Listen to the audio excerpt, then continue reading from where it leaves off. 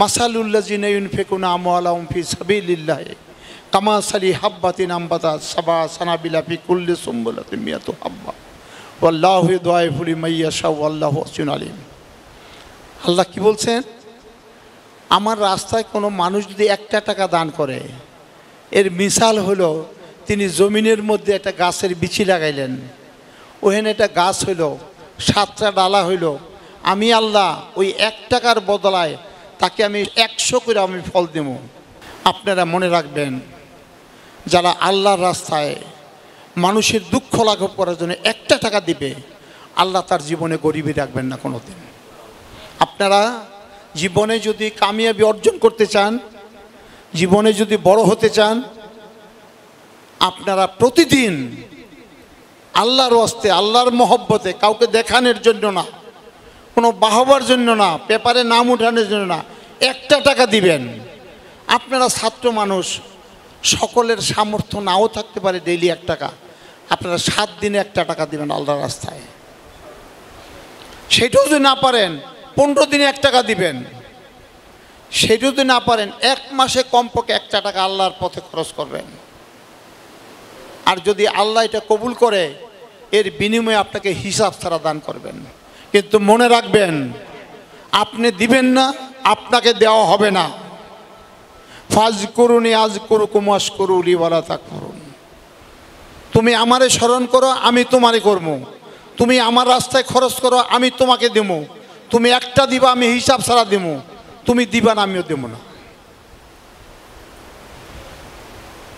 আর যদি 1 মাসও না পড়েন, ইমাম গাজ্জালি বলছেন মক্কাশাফতুল কুলুবে কিতাবের মধ্যে, কোনো মানুষ যদি কিচ্ছুই নাই করতে দিবেন আপনি, সেই সময় আপনি আল্লাহর কাছে ইরাদা করবেন, ইয়া আল্লাহ, আমার মনে চাই দিতে, কিন্তু আমার সামর্থ্য নাই।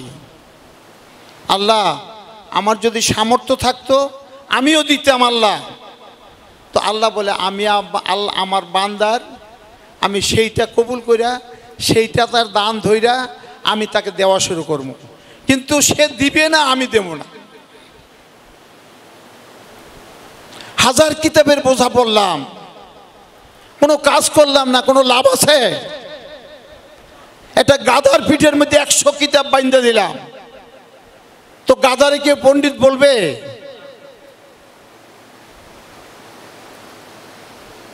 আমরা গাধা,